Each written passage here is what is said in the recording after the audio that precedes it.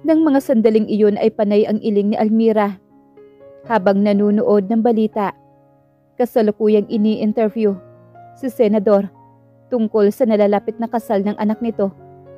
Ngayon niya napagtanto na talagang walang patutunguhan ang damdamin niya para kay Juancho, lalo na at ikakasal na pala ito. Nakasimangot na dinampot niya ang remote control ng TV at inilipat iyon sa ibang channel. Ngunit tuluyan na siyang nawala ng interes sa panunood, kaya minabuti na lamang niyang magpahinga. Akmang tutunguhin na niya ang kama nang tumunog ang kanyang cellphone. Lalo siya napasimangot nang makitang si Yvette ang nasa kabilang linya. "Where are you? Bakit hindi ka tumatawag sa akin?" Iritadong tanong sa kanya ni Yvette nang sagutin ni Almira ang tawag nito. "Nandito ako sa Siyang Hotel." "Oh my God, Yvette. Wala ba talaga akong karapatang magpahinga? Kadarating ko lang kahapon, sana naman kahit papaano bigyan mo naman ako ng konsiderasyon." Hindi na naitago pa ni Almira ang iritasyon na nadarama niya para rito. "Almira, nawawala na tayo ng oras. Bago tuluyang mahulog ang loob ni Daylan sa asawa niya, ay dapat makagawa ka na ng paraan. Pagkatapos ng pinagagawa ko sa'yo, you have all your time to take a rest. But for now, you have to do something." Mahahalata sa boses ni Yvette ang pagpapanik nito. Hindi siya makapaniwala sa ibinalita ng kanyang boyfriend tungkol sa damdamin ni Dylan kay Agatha, kaya kailangan na niyang madaliin si Almira. "Mamayang gabi ay magkikita na kami ni Dylan. Gaya na napag-usapan natin, sasabihin ko sa kanya na mahal ko pa rin siya."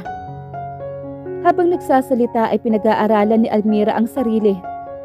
Napagtanto niya na tuluyan ng nabura ang pagmamahal niya sa dating nobyo.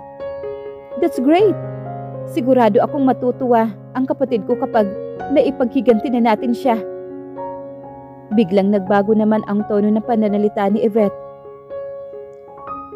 "Ito na ang una at huling papayag ako na gamitin mo ako, Yvette."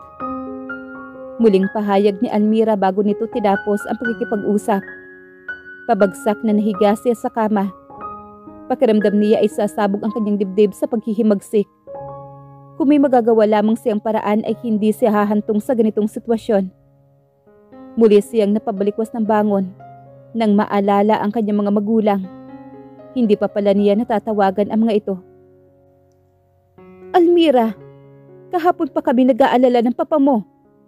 Hindi namin alam kung ano ang nangyayari sa iyo." Nag-aalalang bungad naman ni Aurora sa anak. "Mama, I'm sorry. Ang dami ko pong inaasikaso, kaya hindi ako kaagad nakatawag sa inyo." Napakagat naman sa ibabang labi si Almira. Hindi siya sanay na magsinungaling sa mga magulang. "Pati ang tita Elisa mo ay nag-aalala na rin sa iyo. At inaasahan niyang dadating ka ngayong araw.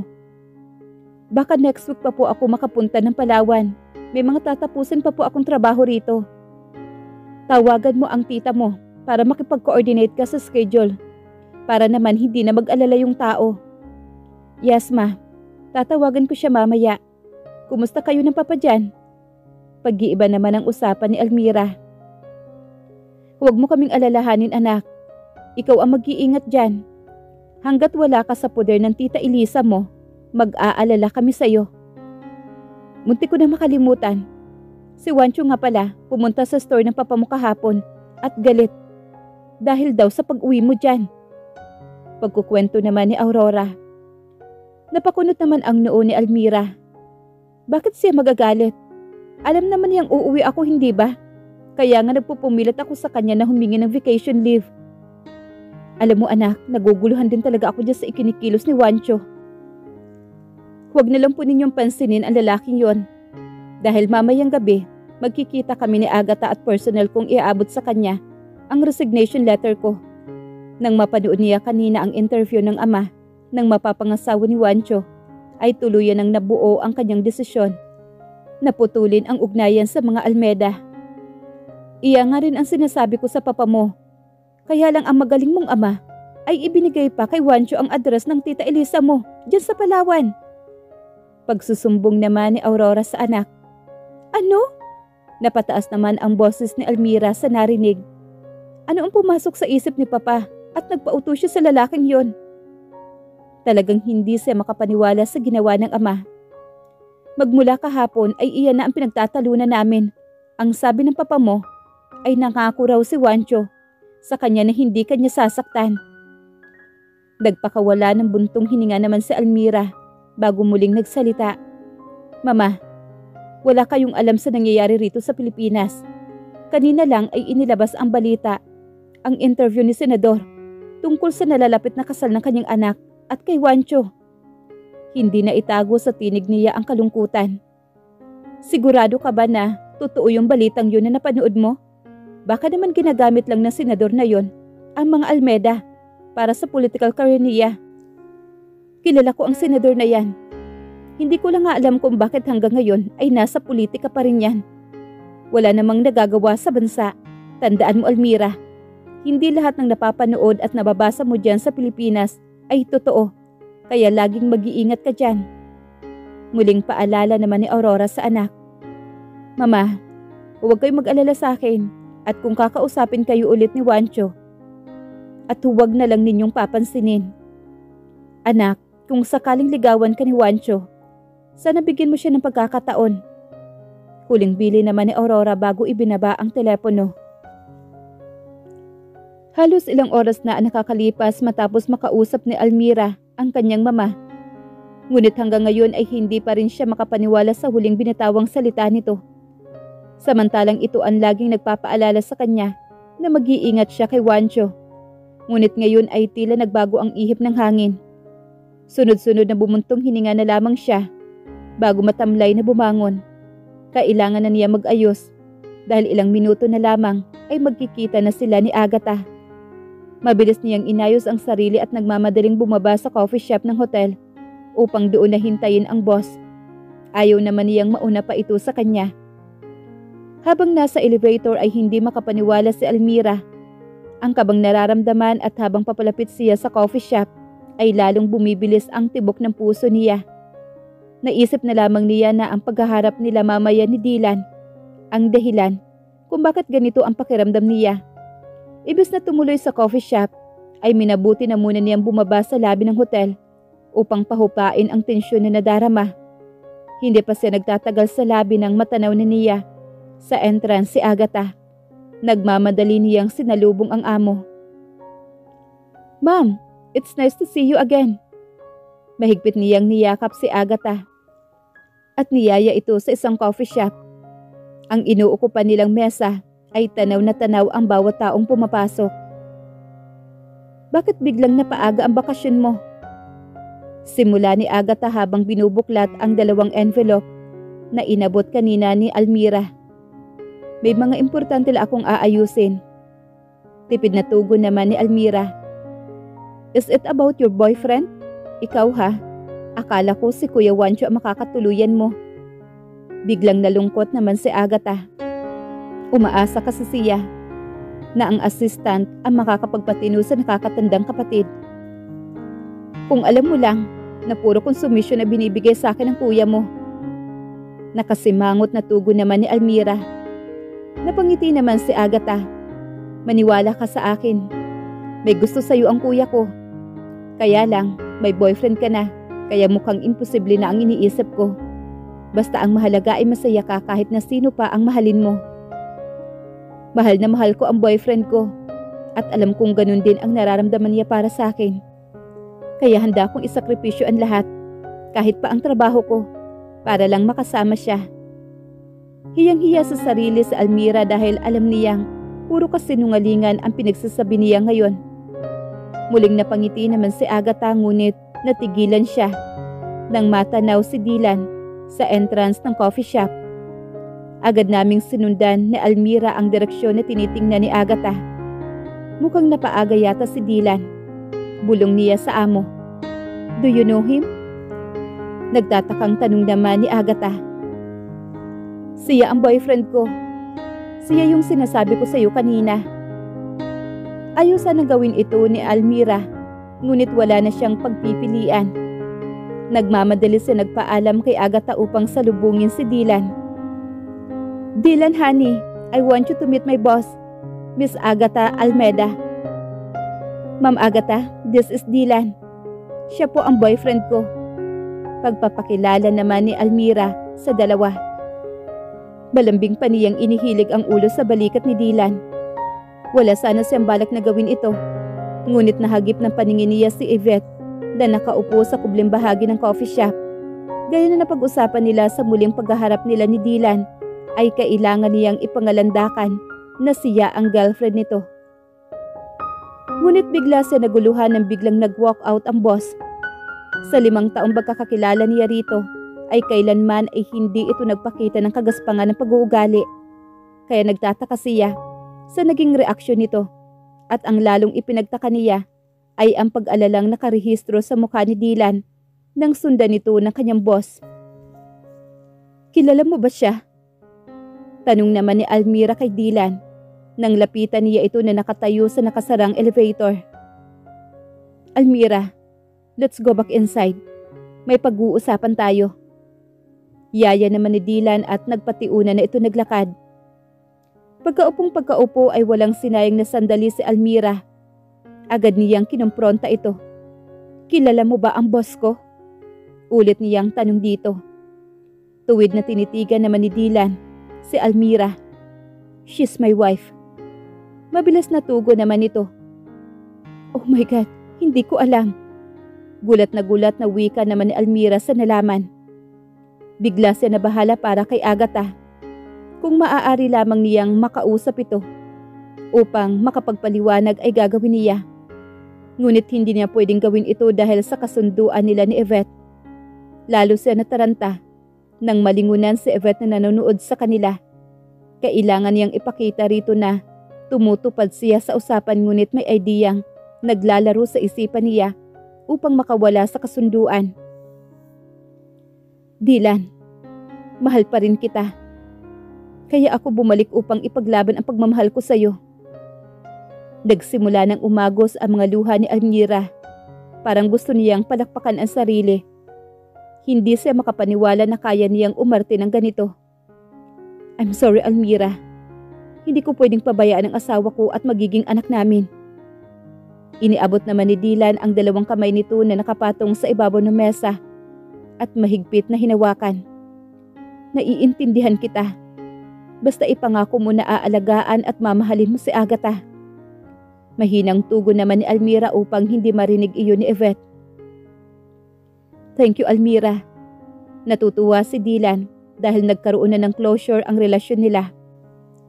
Sabayan mo ako sa paglabas, tapos sundan mo na ang asawa mo. Pabulong natura naman ni Almira. Naguguluhan man ay pinagbigyan ni Dylan ang hiling ng dalaga.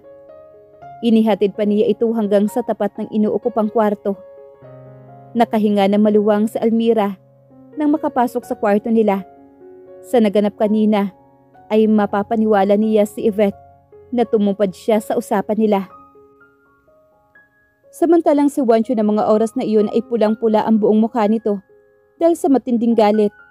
Nakatanggap siya ng message sa mga kaibigan na galing sa Pilipinas. Sinabi ng mga ito ang tungkol sa kumakalat na balita sa kanilang dalawa ni Faith at ang talagang hindi niya matanggap, at pati ang ama nito ay nakiayon sa kalokohan ng anak. Inis na dinampot niya ang intercom na nasa ibabaw ng mesa. Helen, book a flight for me. I need to go home tomorrow. Pero sir, I don't want to hear bats from you. Just do what I've said. Matigas na wika niya rito. You can't leave the country, Mr. Almeda. What will happen to our investor? You have a scheduled meeting with them. Pagpapaalala naman ni Helen. Malakas na napamura naman si Juancho. Biglang nawala sa isip niya ang tungkol sa meeting niya bukas. Nasisiguro niya na hindi lamang isang araw ang guguguli niya sa mga taong ito. Kaya maaring manatili pa siya rito ng humigit kumulang 1 linggo.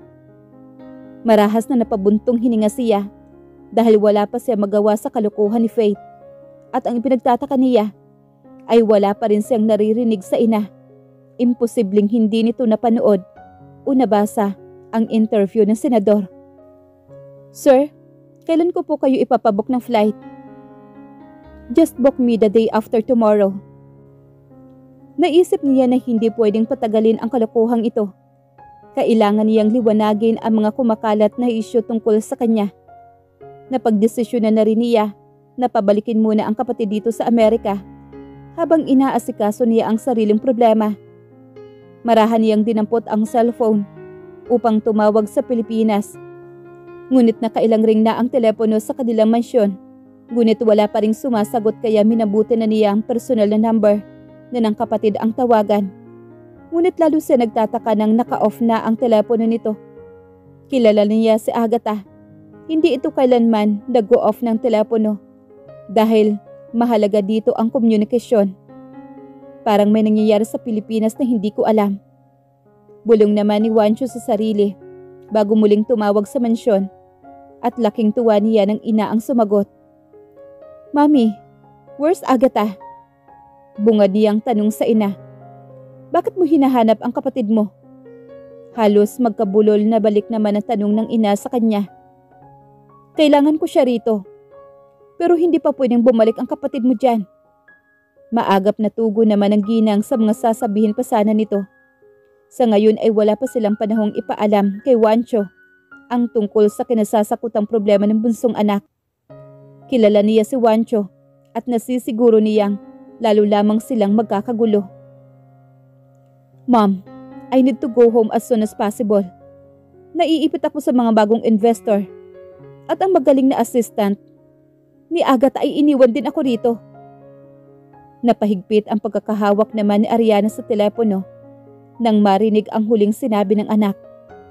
Kanina ay kausap niya sa telepono si Agatha at sinabi nito ang lahat na nangyari sa siyang hotel.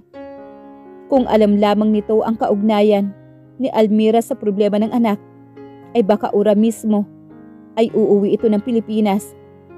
Hinamig muna niya ang sarili bago muling nagsalita. "Iho, hindi mo kailangang magmadaling umuwi. Wala naman tayong problema sa kumpanya.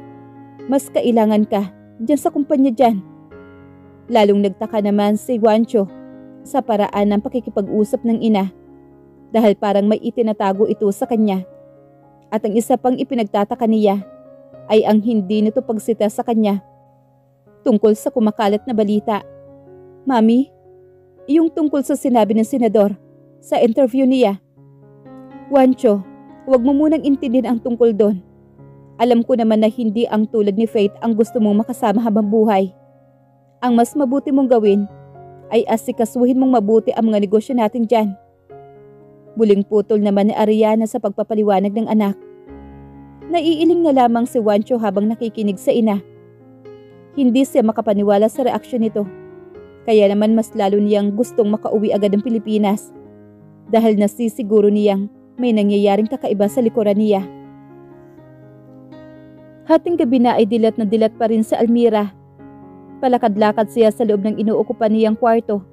Hanggang ngayon ay hindi pa rin sa makapaniwala na si Agatha ang napangasawa ni Dylan.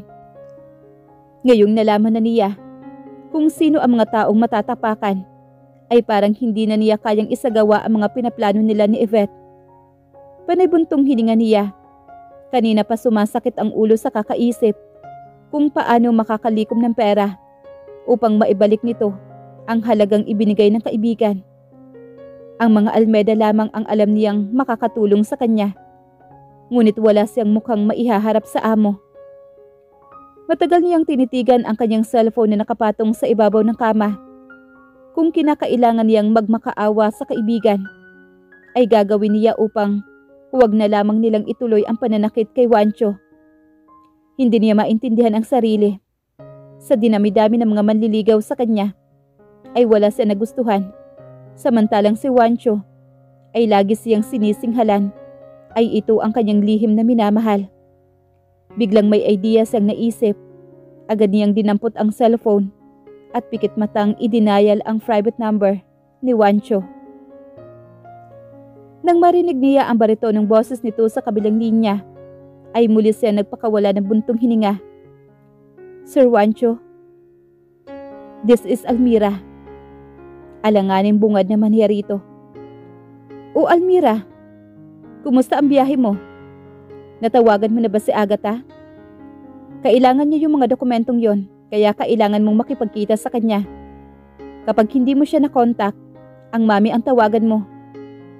Pagbibigay instruction naman ni Juancho sa assistant ng kapatid. Laking tuwa niya nang ito mismo ang kusang tumawag sa kanya. Sir Juancho, nagkita na po kami ni ma'am. Kahapon lang. Naibigay ko na rin po sa kanya ang mga dokumento. Nakagat niya ang pang-ibabang labi. Hindi niya alam kung paano niya sasabihin ang kailangan niya rito. That's good. Bakit napatawag ka? Kung nagawa mo na ang mga iniutos ko, bahala na ang kapatid ko ang makipag-usap sa akin. Kunwari ay nilangkapan pa ni Juancho ng pagkainis ang boses niya. At hindi siya makapaniwala sa inaasal ngayon. Ni Almira tila isa itong maamong tupa habang nakikipag-usap sa kanya. Lalong kinabahan naman si Almira. Mukhang mainit na naman ang ulo nito.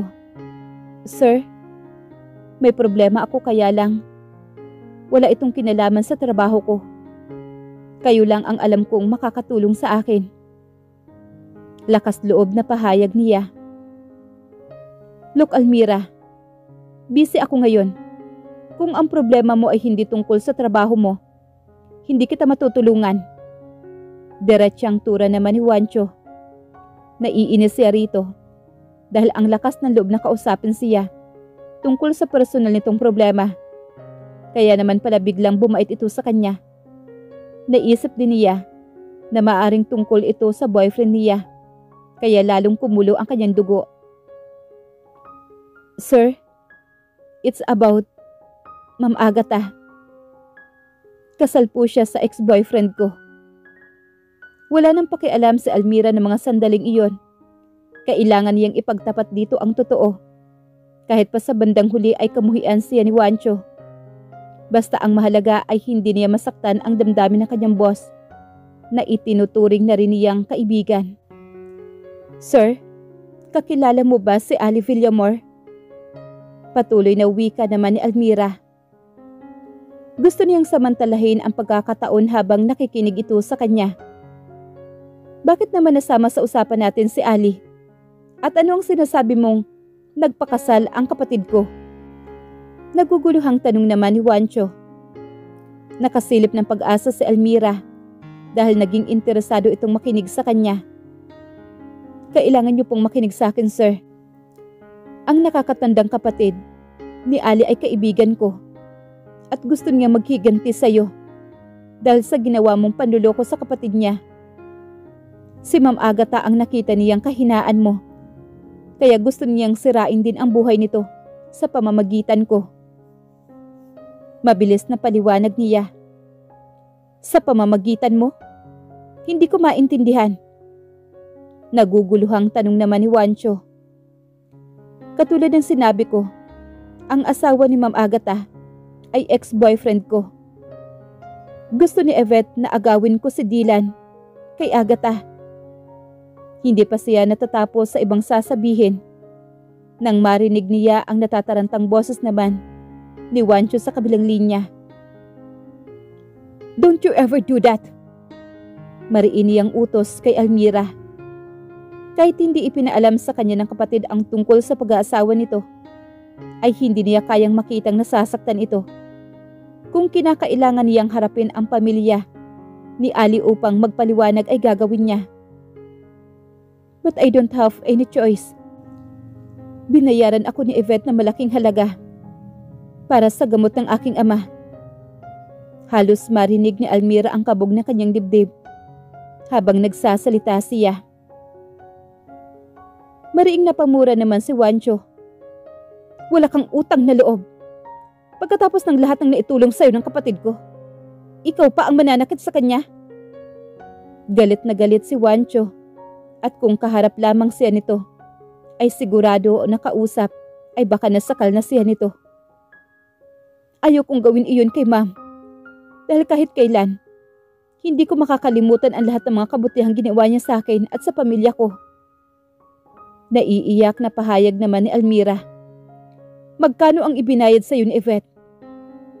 Biglang napatuwid sa pagkakatayo si Almira. Ito ang hinihintay niyang pagkakataon. 5 million pesos. Mabilis niyang tugo naman sa binata. Bukas na bukas din. Magta-transfer ako ng funds sa bank account mo. Gusto kong ibalik mo sa kanya ang perang ibinigay niya. 5 million pesos lang pala ang katapat mo. Dismayadong tura naman ni Juancho. Akala pa naman niya ay hindi ito kagaya ng ibang mga babae. Pilit na pinatatag naman ni Almira ang dibdib. Tatanggapin na lamang niya ang masasakit na salitang sasabihin nito. Sir, maraming salamat. Huwag po kayo mag-alala. Gagawa ako ng paraan para mabayaran kita. Hindi mo na ako kailangang bayaran pa. Pauwi ako ngayon linggo. At sa ayaw at sa gusto mo, magpapakasal ka sa akin. Sigurado akong walang magagawa sa evet kung kasal ka na sa akin. Hindi na hinintay pa ni Juancho kung ano man ang sasabihin ni Almira. Agad na niyang tinapos ang pagkikipag-usap dito.